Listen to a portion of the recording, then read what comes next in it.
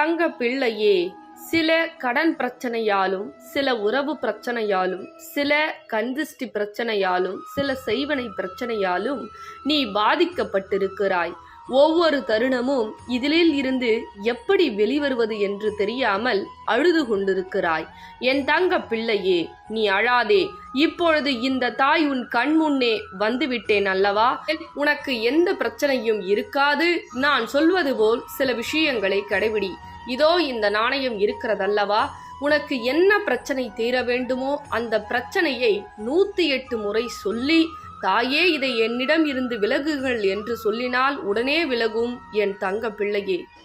தங்க பிள்ளைகளா, அம்பாள் ஒவ்வொரு இல்லத்திலையும் மிகப்பெரிய அற்புதம் பண்ணிட்டு இருக்காங்க. அவங்க நினைச்ச காரியம் நினைச்சதை விட பல்மடங்கு செஞ்சிட்டு இருக்காங்க.